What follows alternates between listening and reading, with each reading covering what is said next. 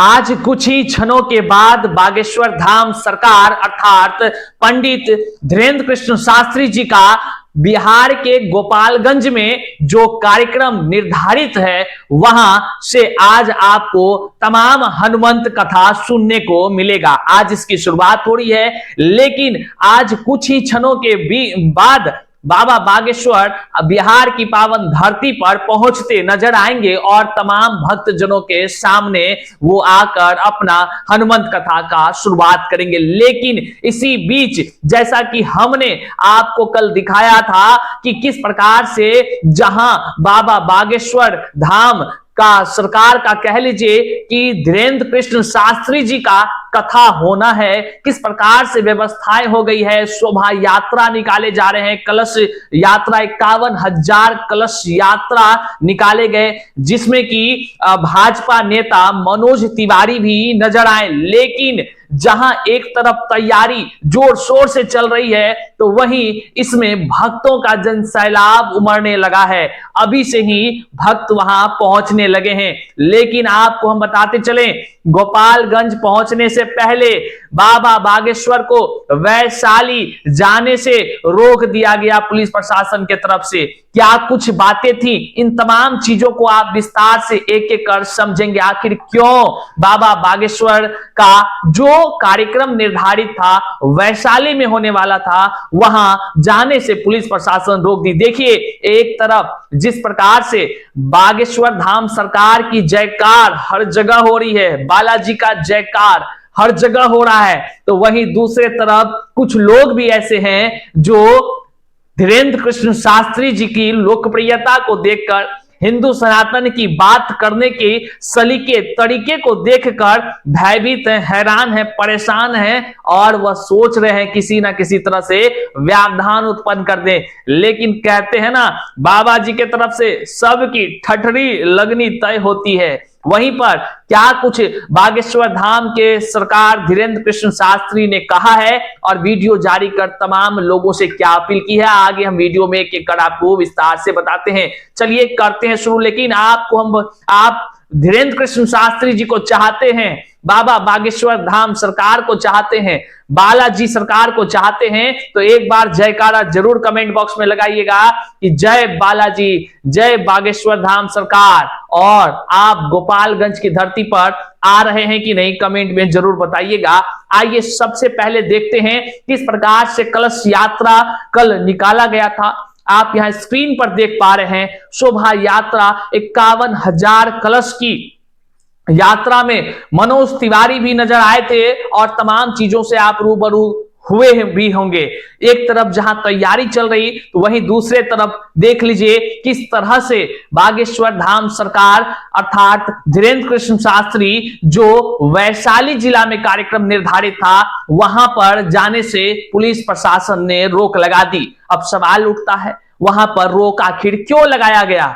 तो रोक लगाने के पीछे का जो कारण बताया गया वह भी हैरान और कह लीजिए कि लोगों को अचंभित कर दिया। जानते हैं ऐसा क्यों? ऐसा इसलिए क्यों कि वहां के क्षेत्र में देखिए लेटर जारी कर क्या कुछ कहा गया है। वैशाली आने वाले थे बाबा बागेश्वर। दरअसल धीरेन्द्र कृष्ण शास्त्री वैशाली आने वाले थे, लेकिन जिला प्रशासन की तरफ से अनुमति नहीं दी गई। इसको लेकर बयानबाजी हो रही है। बुधवार को पंडित धीरेन्द्र शास्त्री वैशाली में शिव मंदिर की प्राण प्रतिष्ठा में शामिल होने वाले थे, लेकिन ऐसा नहीं हो सका। कार्यक्रम राधोपुर दियारा के जुड़ावनपुर गांव में होना था। वहीं पर इसको लेकर के पुलिस प्रशासन के तरफ से जो कह लीजिए कि ऑर्डर है वह जारी किया गया, प्रेस विज्ञप्ति जारी किया गया और उसमें जो बताया गया वह यह बताया गया कि चूंकि यह दियारा का इलाका है, यहां 5 से 7 लाख की संख्या में अगर धीरेन्द्र कृष्ण शास्त्री जी आते हैं। देखिए, सनातन धर्म के प्रचारक पंडित धीरेन्द्र कृष्ण शास्त्री को चाहने वालों की संख्या बिहार में कम नहीं है। हमने पहले ही कहा था, आपको कल के वीडियो में कहा है, हम हमेशा आपको पल पल की खबर से रूबरू कराने को लेकर जो दृढ़ संकल्पित हमने आपको वचन दिया था, आज उसी के निमित्त आज आप वीडियो देख रहे हैं। तो चैनल पर नए हैं तो सब्सक्राइब कर लीजिए, एक एक आवश्यक खबर से रूबरू आप करते रहेंगे बाबा बागेश्वर धाम सरकार की तरफ से जो भी अपडेट निकल कर आएंगी। तो आपको हम बताए थे कि उसकी लोकप्रियता से कई लोग घबराए हुए हैं। अब इसका जो कार्यक्रम होना था, शिव कह लीजिए कि शिव मंदिर में प्राण प्रतिष्ठा का कार्यक्रम है, लेकिन दियारा का क्षेत्र पड़ता है आरजेडी का गढ़ माना जाता है, जहां एक तरफ जो है कि जो बागेश्वर धाम सरकार के कार्यक्रम स्थल में भाजपा के नेताओं को देखा जाता है, तो वहीं पर विपक्ष के जो आरजेडी का कह लीजिए कि तमाम नेता हैं, उनमें से कुछ लोगों का बयान भी बागेश्वर धाम सरकार के खिलाफ आता रहा है कि ये फलाना के एजेंट है, ऐसा ऐसा बोलते हैं। हो सकता है कि लोकप्रियता से घबरा रहे हो, लेकिन जिस प्रकार से पुलिस प्रशासन के तरफ से प्रेस विज्ञप्ति जारी किया गया, उसमें बताया गया कि यह राघोपुर संपूर्ण दियारा क्षेत्र गंगा नदी से चारों तरफ से घिरा हुआ द्वीपीय क्षेत्र है, जहां जाने का एकमात्र साधन पीपा पुल एवं नाव है, जिससे इतने लोगों का आवागमन सुरक्षा के दृष्टिकोण से संभव प्रतीत नहीं होता है।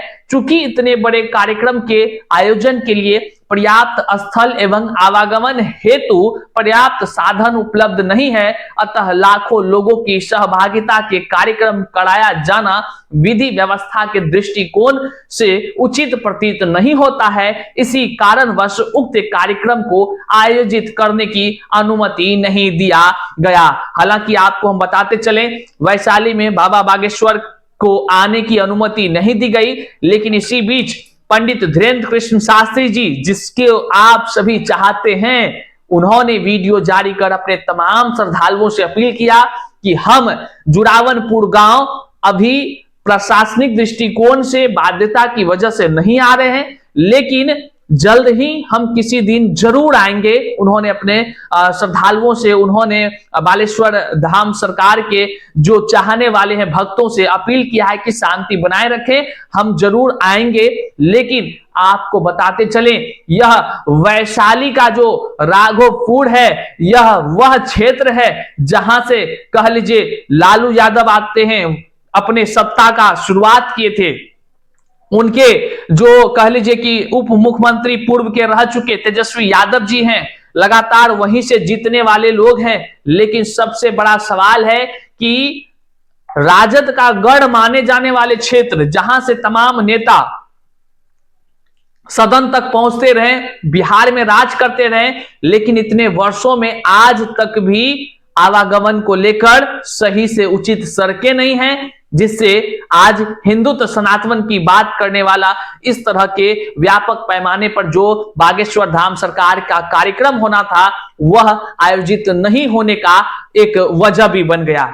चूंकि क्षेत्र का विकास नहीं हुआ, लेकिन लोग यहां से जीत कर हमेशा सत्ता में आते रहे। बड़ा सवाल जो तमाम जनता है वह कर रही है कि आखिर जब कार्यक्रम होने को लेकर यह बताया गया उचित व्यवस्था नहीं है, तो इतने दिनों से जो लोग यहां से वोट लेकर जीतते हैं वो करते क्या है, सवाल तो ये उत्पन्न हुआ।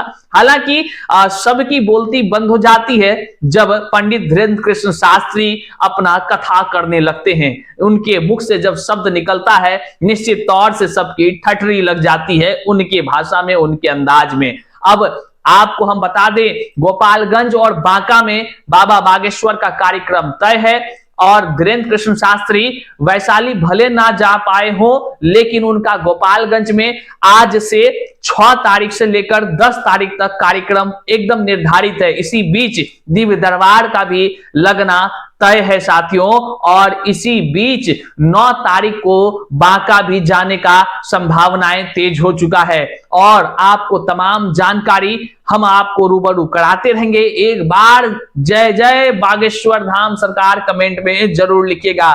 चैनल पर नए हैं तो सब्सक्राइब करिएगा, बजरंगबली का नाम लीजिए, और गोपालगंज की धरती पर जो हनुमंत कथा आज से पंडित धीरेन्द्र कृष्ण शास्त्री जी करने जा रहे हैं, उसका रसपान और उनके तमाम चीजों को जो महत्वपूर्ण अपडेट्स होंगे हम आपको निश्चित तौर से देते रहेंगे। इसलिए जन जन तक इस वीडियो को शेयर करिएगा।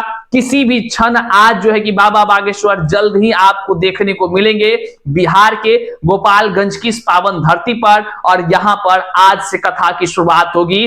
बीच में दिव्य दरबार का भी दर्शन आपको होगा, और आप सभी जहां हैं वहां से अगर आप गोपालगंज पहुंचना चाहते हैं तो जो पुलिस प्रशासन है उन्होंने जो ट्रैफिक का रूपरेखा तैयार किया है वह भी हम यहां स्क्रीन पर आपको दिखा रहे हैं। आप ये तमाम निर्देश को ध्यान में रखकर आप कथा स्थल पर जरूर पहुंचे, ताकि आप भी बाबा बागेश्वर पंडित धीरेन्द्र कृष्ण शास्त्री जी के जो कथा हनुमंत कथा होनी है उसका रसपान कर सके। बहुत बहुत शुक्रिया। इस वीडियो को जन जन तक शेयर करिए। चैनल पर नए हैं तो सब्सक्राइब जरूर कीजिए।